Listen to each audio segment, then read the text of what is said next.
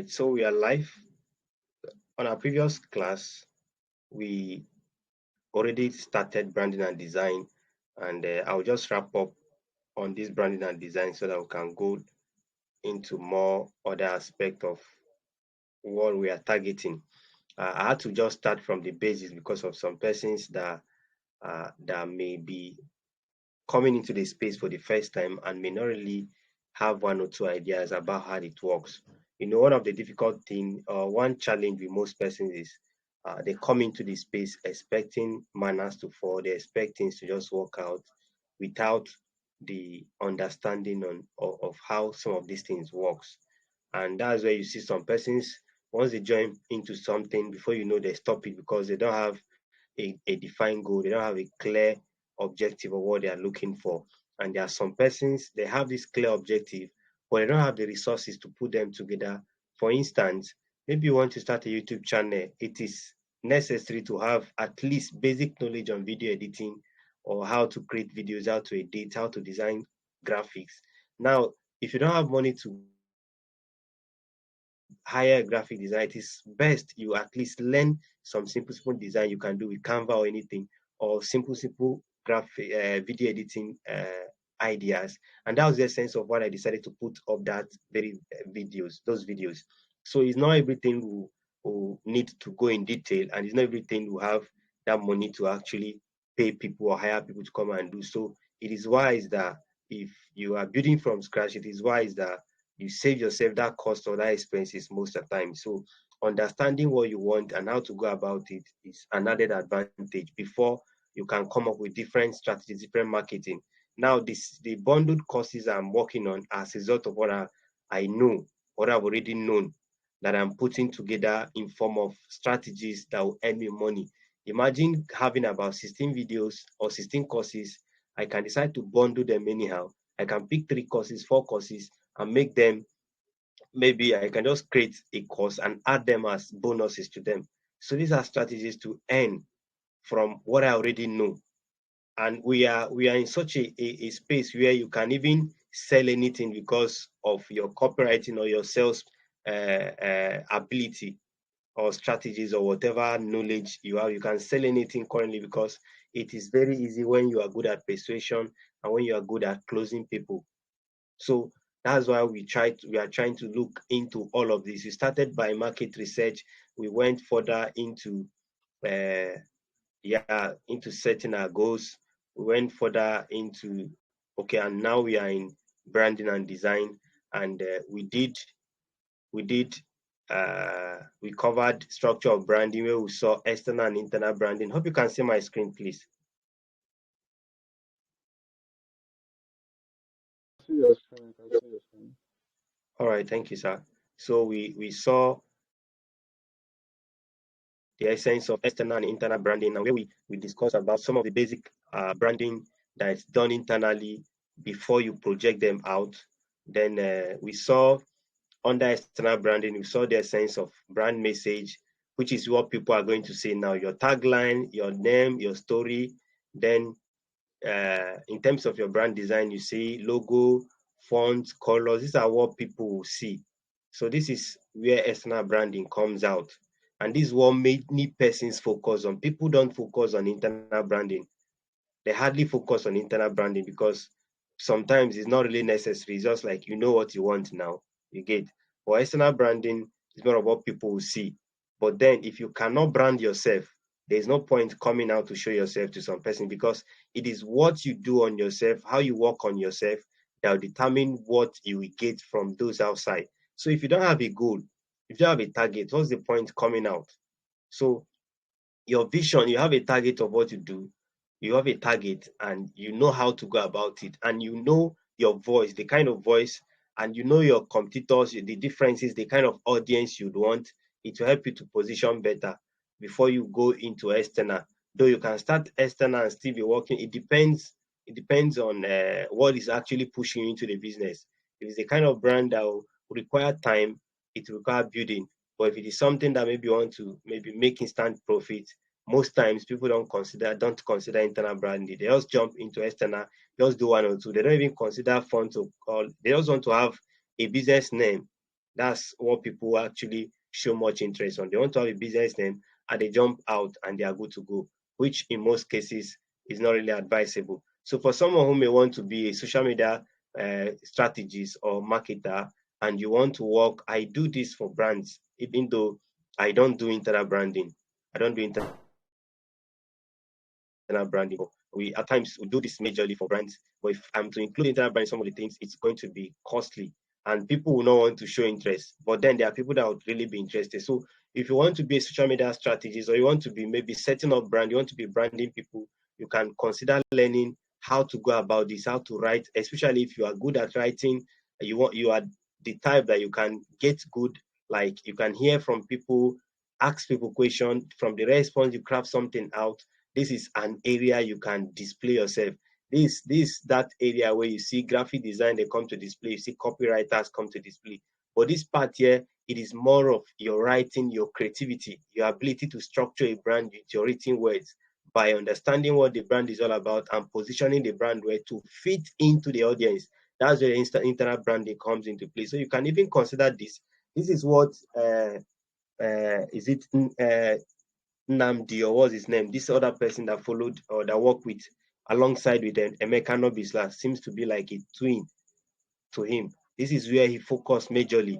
So these are areas about branding we can consider as we are launching into the space. Okay, we saw brand peoples, we saw this where we were like, why do you do what you do? Who do you want to help? What can you help with? So your purpose needs to reflect what you are selling. And these are some examples of brands out there with their purpose. For instance, if you look at YouTube, YouTube is saying to give everyone a voice and show them to the world. And this is exactly what they do. They give you access to their platform. They allow you to express yourself, your knowledge, your view about whatever it is you know, and they also showcase you by giving you free visibility to people that are searching for content. That's their purpose, and that's what they work by from day one to date. You can see Google, you can see Coca-Cola, you can see Nick, you can see Apple, you can see Disney, you can see Tesla. There are a whole lot of other brands that we already covered this in our previous video. You can check it out though, but this is just like a recap.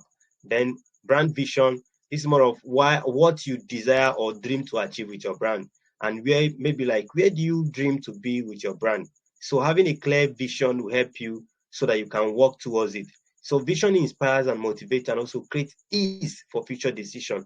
You can see these are brand vision statement we look into on the previous section, and brand mission, and we were like, mission is more like mission works alongside with vision. If there's no vision, mission is more like a waste of time. So what can you do every single day? So if you have what you do every single day, every single year to achieve your vision, so mission is working towards your vision actually. So what are your steps towards your vision? What are your promise to your customers? If you can put all of this in place, you are working towards your vision. We already covered this in the previous video. You can look into that. Like I said, these are brand mission statement we considered. Then brand values. There are some values that work with integrity, boldness, honesty, trust, passion, simplicity, quality. If you have been following me for a while, you discover I don't joke with integrity, honesty, and trust. These are the three basic things I actually don't joke with. Transparency is part of my values. So you can write down things you are passionate about, what you believe in. You can see Nick believe in inspiration, they believe in innovation, in determination. This you can see.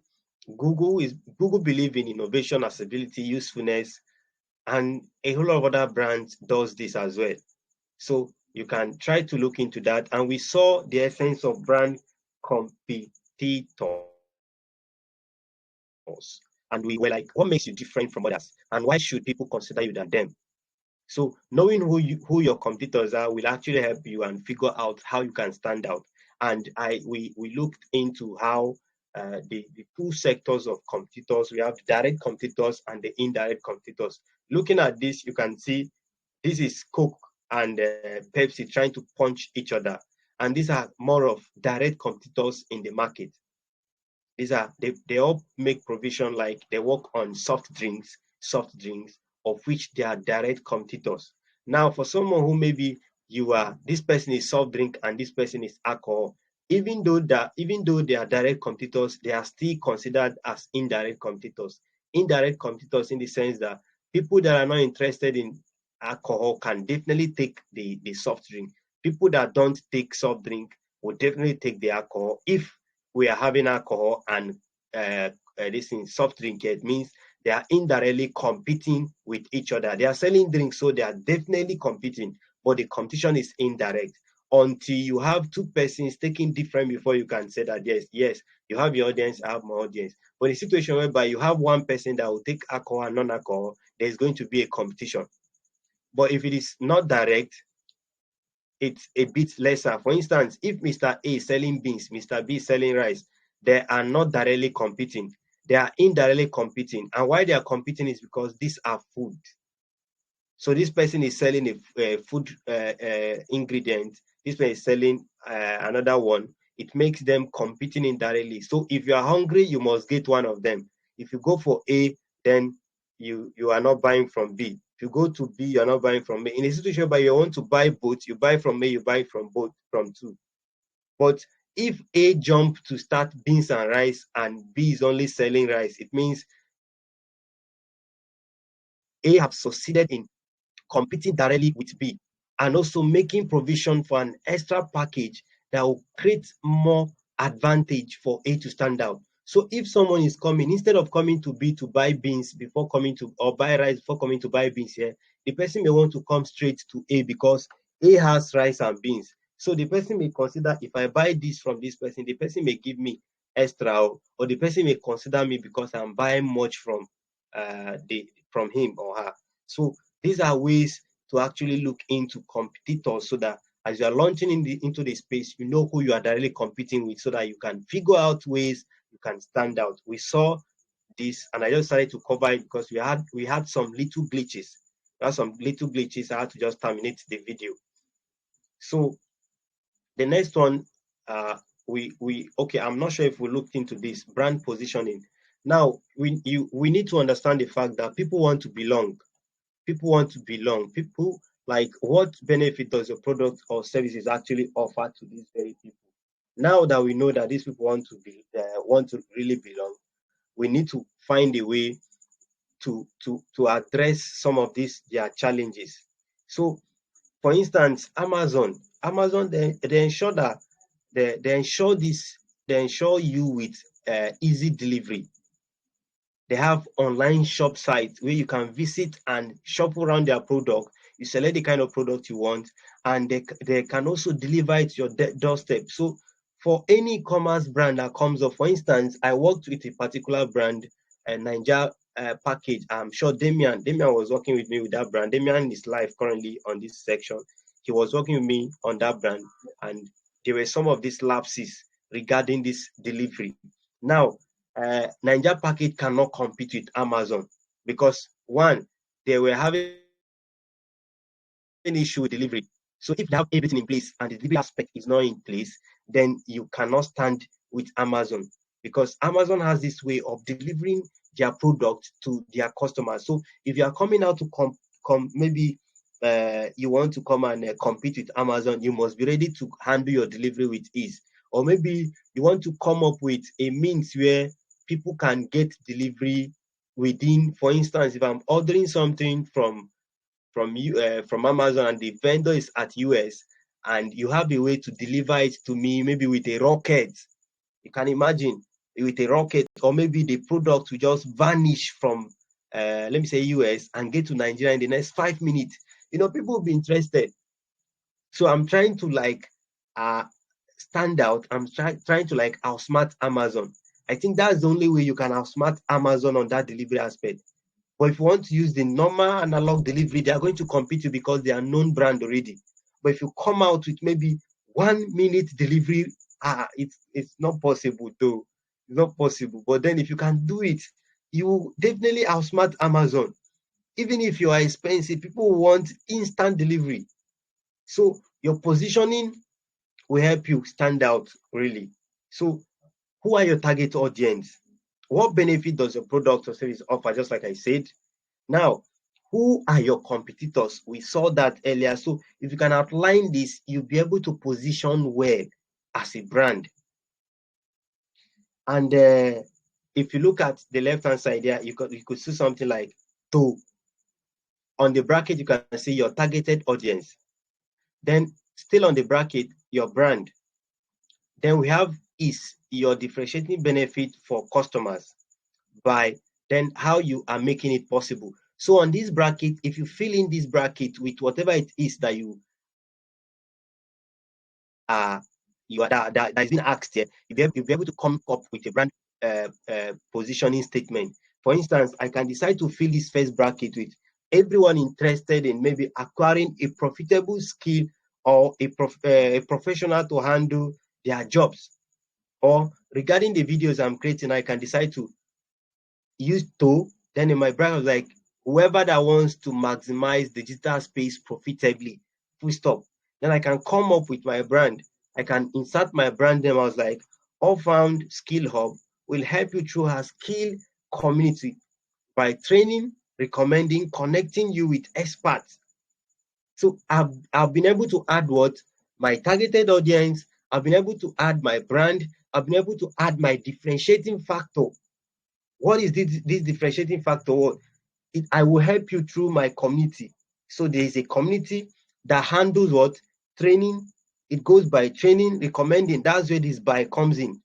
So you have to add your unique factor that will differentiate you from others, and it will be of benefit to your customers. So you add it to this very bracket, and you'll be able to arrive at a brand positioning statement. Then this how you are making it possible is where you insert it here. So by this alone, you have been able to come up with a brand positioning that you can use. You can stand out with it, just like Apple here has. Apple is saying, what is to here? Even though I'm using a different pattern from what Apple use here, but then let's look at what Apple have here. To who? To students, professionals, and medium high income individuals. That's what Apple is attending to. Then to these people, Apple is the innovative technology company. What do they provide? So the first one I did was to who? Your targeted audience. Your brand, you can see Apple. Then is who is Apple? So Apple, you are coming into the bracket with your differentiating benefit for customers.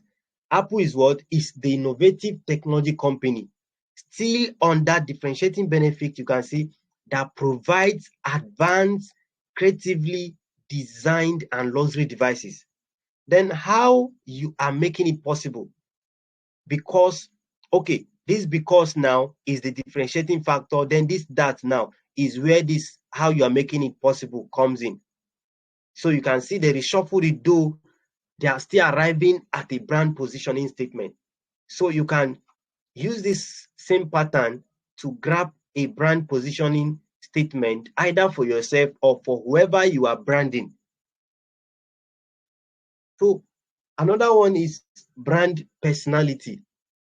This is where, though this is more of similar to values though, but it is good we have an idea of what brand personality is aside the values. So how do you represent yourself? This is supposed to be how do you dress? This is supposed to be how do you dress. So this is more of your identity, and this makes up your characteristics. You could use thought emotions, you could use behavior, you can use it could be excitement, and a whole lot. You can see these are platforms with their, like Amazon here, more of sincerity, Coca-Cola excitement, Tesla excitement, Google competence, Microsoft competence. You can see Gucci, Apple sophistication. You can see Jeep, Timberland. You can see ruggedness, Timberland ruggedness. If you wear Timberland shoe, they'll know that you are rugged. You see any pastor or anybody with Timberland shoe now, they'll say this pastor is rugged, bro. You see people with 102, you know that yes, these people, and you know it is these rough people that like Jeep. So these are some of the brand personality represented. So this brand, they already know about this before they come up with this their personality. So this is basically how you connect and relate with your customers. How you connect and relate with your customers. Now, you need to humanize your brand. Like you need to humanize your brand. You need to make people feel like yes, they are communicating with humans. You are communicating like a human, not that type that you ask ChatGPT at times. The response you get from ChatGPT, it will be like a robot. Like you know that yes, you are chatting with a robot. It doesn't create this humane feature in it. So you need to humanize your brand so that it feels like yes, I'm actually operating with a human. I'm dealing with a human. I'm not just dealing with any ghost or anybody from any maybe alien, anybody from any other parts of the world. But this person is actually someone who has this life in him. Is a human. So you need to keep it consistent. You don't need to change. For instance, we know you to be rugged. Yeah, you can switch from rugged to maybe being meek, that type that doesn't talk, but it's not going to reflect if it is business. Not going to make sense if it is business. If you're that type that like there are some persons they always burn their face when they are taking shots. We know them that this is what they do. They will change. That's where people like what happened. For instance, Messi Chinwe now. Messi Chinwe is known for that beret. Once you mention that minister that wears beret, people know that that's her because that's how she's representing. That's how she's coming out. So she has already branded herself. She has already positioned herself in such a way that even if you close your eye and they call Beret, you know the person. For instance, look at Deborah Enenche, the way she dresses, the way she goes around, her own unique style. So that's her brand. And when I see people criticize people, I laugh. They don't know what this is doing in them. So you need to create a strong brand personality so that you walk by that personality towards your vision so that people know you by that very personality. Are you competent in what you do? Do people feel is there this excitement when they use your product? Are you very sincere with your people? Are you sophisticated?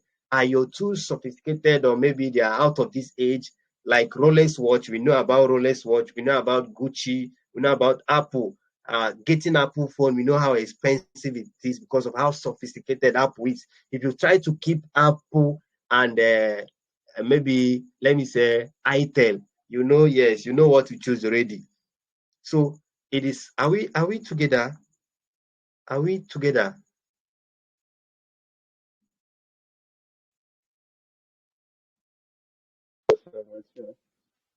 All right. So the truth is, you cannot serve everyone. So it is good you serve the ones you can.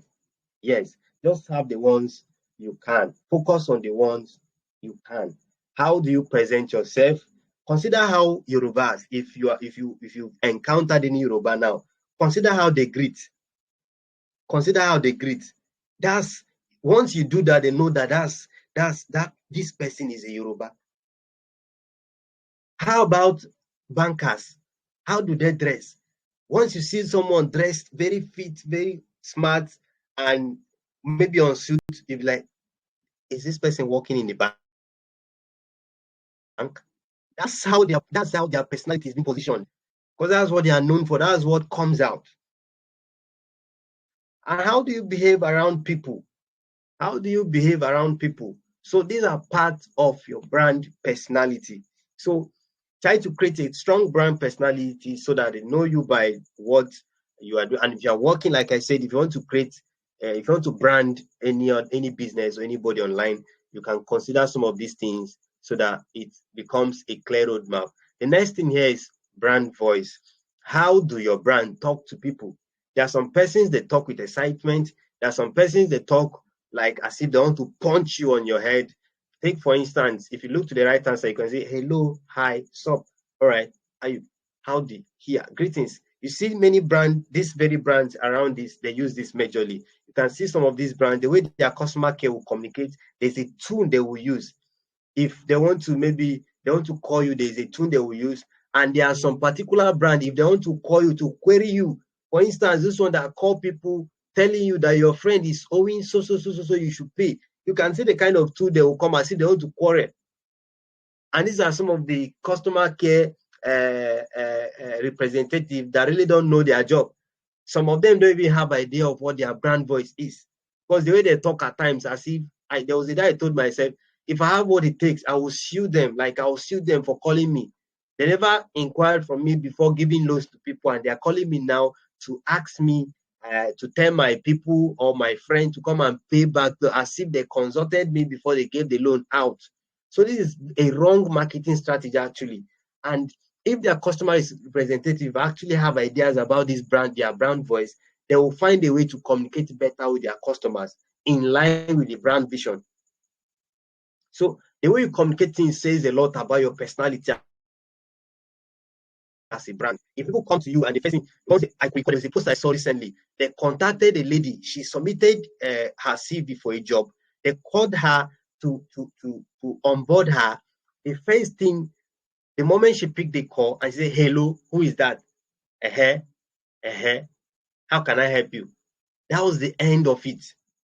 So it's really fine if your mode of communication it's something that words appreciating, that is something that words like patronizing. People want to hear you and feel comfortable. People want to hear you and feel that yes, you know what you're doing. So it is wise to find your voice and you stay consistent with your voice, just like I mentioned earlier, so that it will help you gain people's trust and they will become very loyal.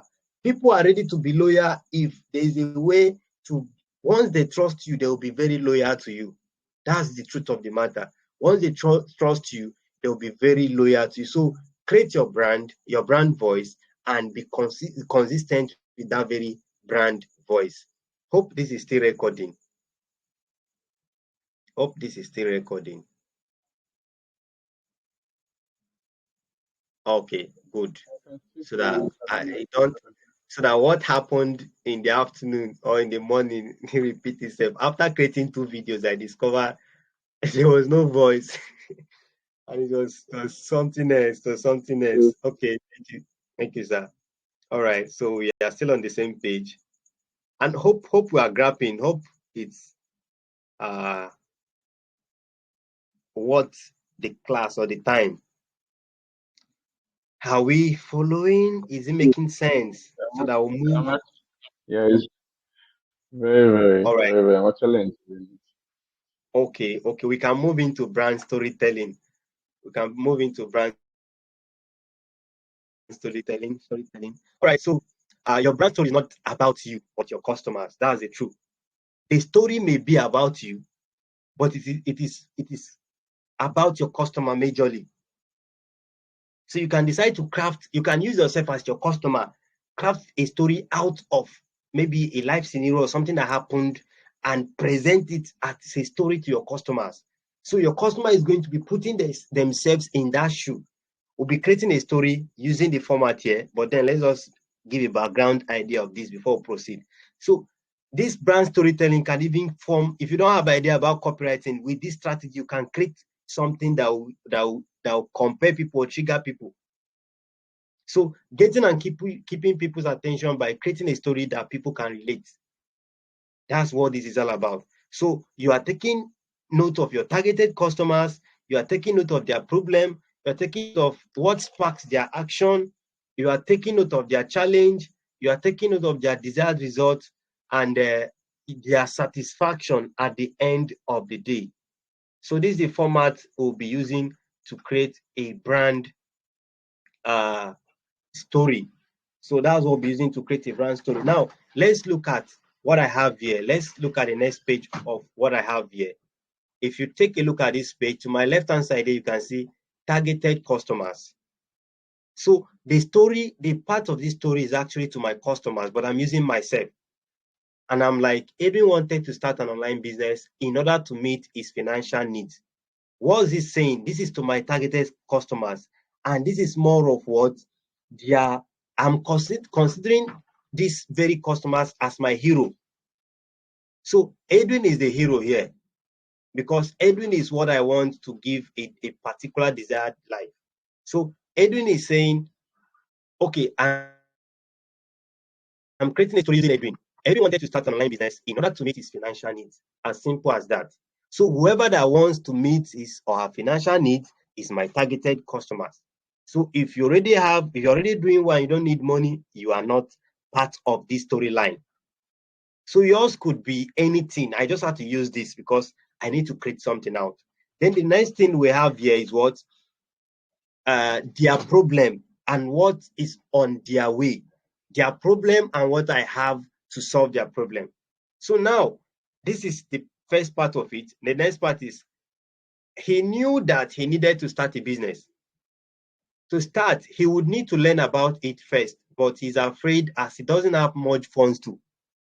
So if you are someone that maybe you want to start a business so that you can at least attend to your financial need and you don't have the funds to learn, this is also drawing your attention because it's putting you in the same shoe with Edwin. Now, the next thing is what sparks action? This is where call to action comes. So after knowing that Edwin is in need of finance and we already know Edwin's challenge, he's afraid to learn online because he doesn't have much funds to buy this course. We now come up with what? An action. One day, this is supposed to be he, not be. One day he encountered a sponsored advert that discussed how he could access a training at a very cheap rate. For someone who is in the same shoe with Edwin to have seen this very statement, the person is going to be very much interested because Edwin has succeeded in seeing something that is what cheap as compared to the fear initially on this stage, on the problem stage. So this is going to spark their interest. It's going to call an action to what is next. So what is next now is where I'm going to meet their needs. So my brand is coming. To his surprise, the course was as cheap as anything. The course was just 20,000 with a 30 days money back guarantee. Wow. So this brand is coming up with this very strategy of giving Edwin at least an edge. Then the next thing is what? Their challenge. What is this challenge all about? Their competition. So Edwin was curious as to why the course was very cheap compared to the promised values and what others are promoting. Could the course worth it? This is me now putting myself in the shoes of my customers to address this their challenge. Now, Edwin was curious as to why the course was very cheap compared to the promised values. Could or other courses around, could the course worth it? If it doesn't worth it, this person will definitely look for someone that their course will worth it. And if this doesn't worth it, maybe the funds, he may want to look for someone that will solve this their challenge. That's where competition also comes in. So if there are people that are doing better, or maybe they are doing like you and theirs is cheaper, this is where Edwin is going to fall back. Now let's look at Edwin's desired result and what he finally achieved. Few months later, Edwin started his online business after taking the course. Few months later, Edwin started his online business after taking the course. This was his desired result, to start an online business. This was possible because of the premium content in the course. This was possible because of what? The premium content in the course. Edwin was initially skeptical because he doesn't have clue of what the content is. You know, we are in such a space where people can create courses and tell you there are 100 videos here that will show you how to make money in 100 days. There is that possibility after buying the course, you see that the course is empty. Nothing is in the course. It's very possible. People can do it that way. People can decide to create a course and nothing will be on the video just because they want to scam people or maybe extract money from people. And that's why you see when people pay for courses, you see they don't deliver most times. There are some people that prefer pay on delivery for products. After paying, they don't send product. And there are some people you pay for their course, they will block you. Blocking people is same as giving maybe a value that is not worth what you're paying for. Is almost similar. So Edwin has succeeded in what? Achieving this very result he wants. You will get all your questions attended to effortlessly, which will help you all the way. Now, what is customers' desired life? So after going through this stage of who Edwin is, their problem, their action, your brand, what their brand is giving to them, their challenge, and the kind of life they want, and what they have achieved. This is more of what they have achieved. Now, Edwin loves his new lifestyle. He has achieved a new lifestyle as he could now afford his bills from the comfort of his home. Now, we believe in affordable courses to help transition your life. So if you decide to copy this, and make this, you can combine the whole of this and make a brand story out of it. And you have something that will stand and that will more of speak about your brand to your customers or your audience. As soon as they get in touch with them, they're like, wow, the story is just about story. So your customers want to feel safe. They want to be sure that, yes, you are the right person. You are the right person to solve their problem. So once you create a story about them, it makes them, they'll decide to put, like you're putting yourself in their shoe. Then once they start reading, they'll be aligning whatever it is that is coming from your story to their life. And before you know, they'll show interest in what you have. So that's that on storytelling. The next thing is what? Brand design. Do we still have time? Wow. I think this is what we'll do and we'll be done for the day. What's the time? Let me check the time. Okay, just 36 minutes. Wow. Okay, this is fine. So the next thing is what? Brand design. Brand design. Now, people jump into the space these days to create brand name without first analyzing factors that will actually give you this brand name and names that are already in existence. For instance, if you take a look at our brand name, All Found, people pronounce it Away Found. I will laugh.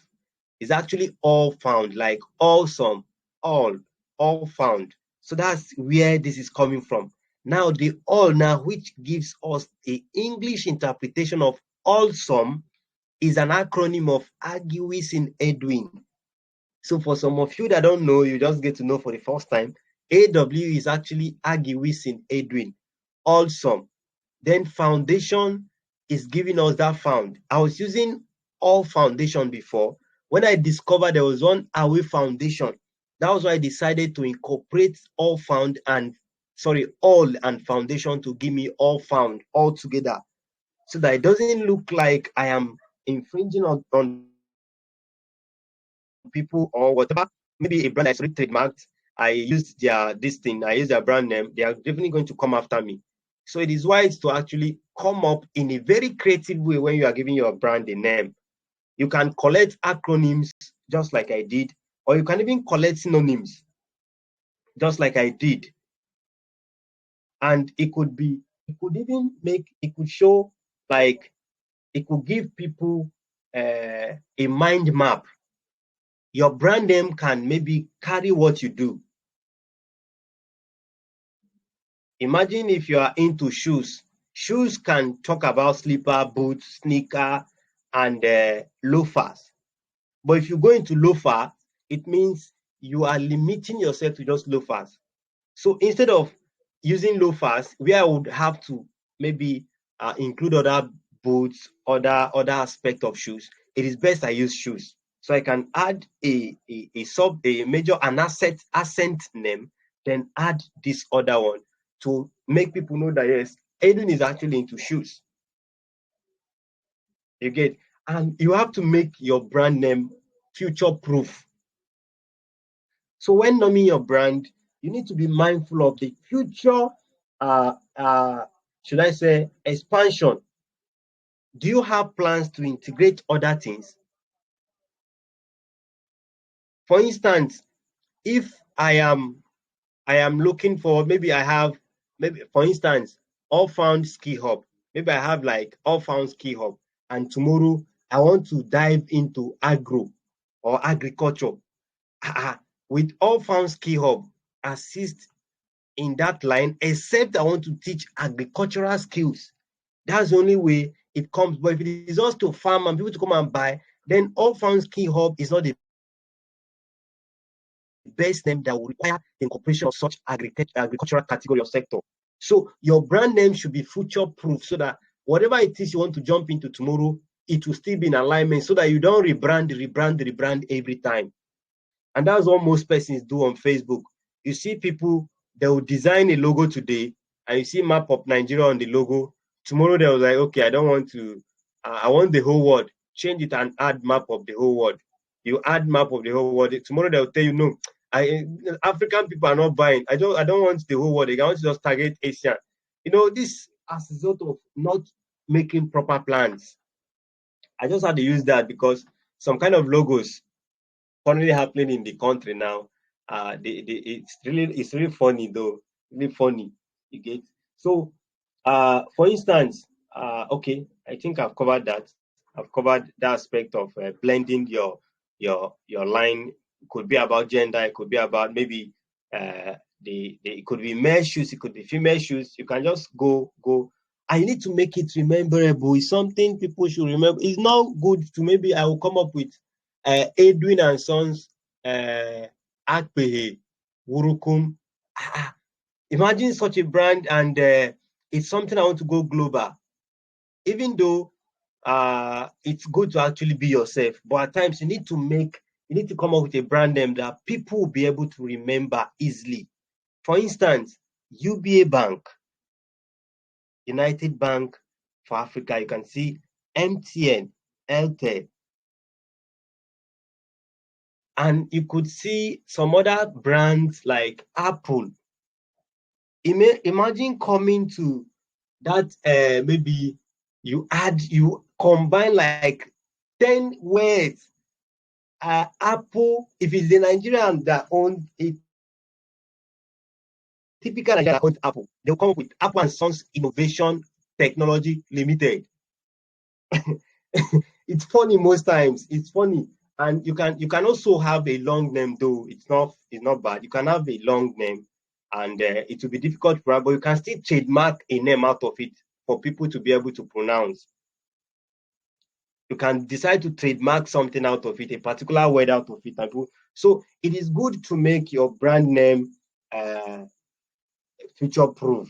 It's very necessary. So you have to research if it's available. Just like I said, you can search on Google, search on Facebook, search on domain name. Like you can use domain searcher, you can use GoDaddy, you can use Namecheap, you can use other domain aspects. Just go on Twitter, go to YouTube, just search if those brands are already existing so that you don't jump into what you cannot come out of.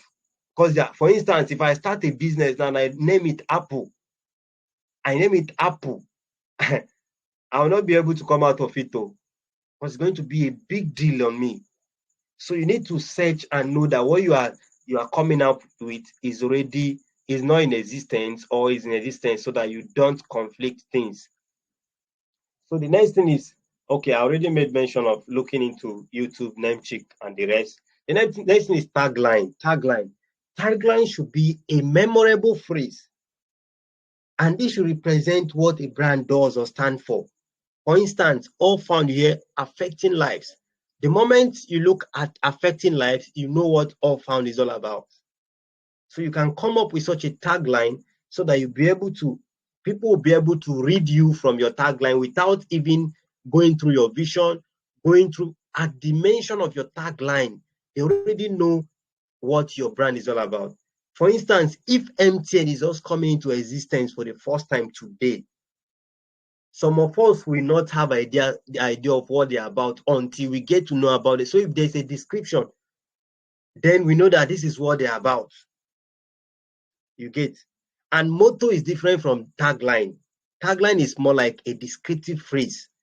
Your motto, for instance, everywhere you go does not mean what MTN does is just to walk around every street, just to go around and tell people I'm here. Everywhere they go is just like a motto. But then your tagline is more like a descriptive phrase that tells people about what you do. And there's no point overwriting. There's no point overwriting. Write down what you do and stand for. Then try to compress it, and make it rememberable as well. Make it rememberable so that people will be able to remember, just like your brand name as well. And avoid controversial taglines. Avoid controversial taglines. If possible, you can use emotions to connect with people, just like I did, affecting lives. Who doesn't want to be affected? You get. So you can use emotions to also connect with people through tagline. Taste the feeling, happiest place on earth, end with ease. These are nice. End with ease. Add that in now. A typical Nigerian that is suffering from SAPA square to raised to power 10. The person will end with ease. Ease alone. I want to end with ease. The person will jump in. And these are some of the copywriting knowledge copywriters are using to outsmart us. We end up like I was teaching a class recently, and I told them we are in such a world where you can buy shit like pieces, poo-poo. You can buy poo-poo without knowing because of how compelling and attractive people advertise it. A copywriter can come up with a copy that, if you are not careful, what you buy, when you get home that you slap yourself that what happened. Because of what? The ability to persuade you, to compel you with their copies for you to take action. That's their job. A copywriter creates copies that sells. So they can write, and that's where you see the issue in the Nigerian market now.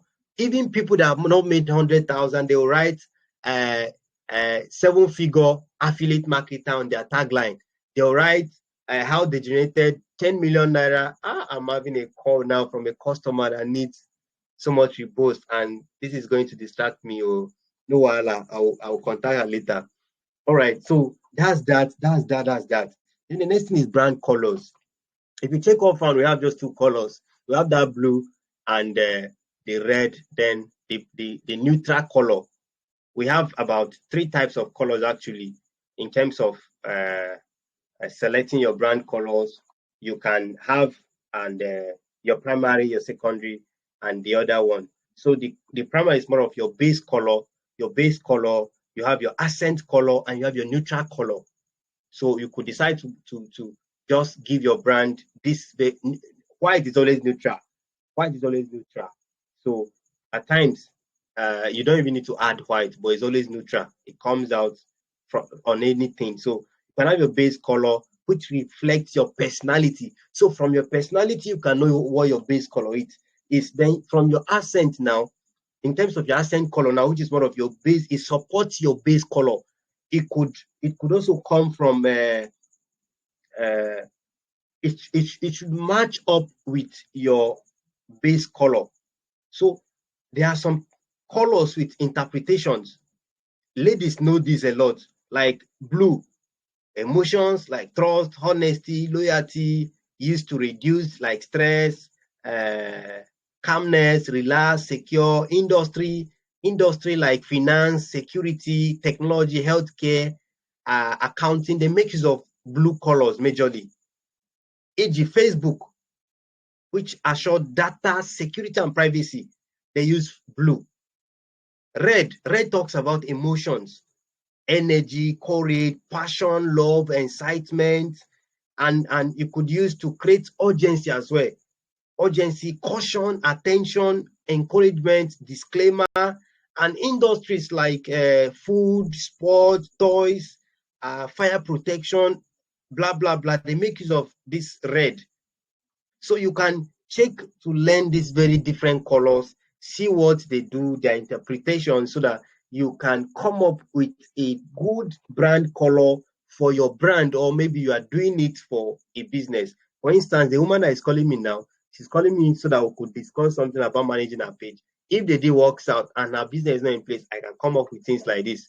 And for you know, I can tell her she could pay, and a graphic designer will design logo, will add color, blah, blah, blah, blah, blah, blah. Before you know, we'll position the brand online, I'll get started. So whatever I'm sharing is actually things I earn from. Yes. Some persons were like, Edwin, is it Yahoo? It's not Yahoo. I'm not even earning yet, and some persons are already calling me Yahoo boy because I go with laptop. And it is not every Yahoo boy that goes with laptop.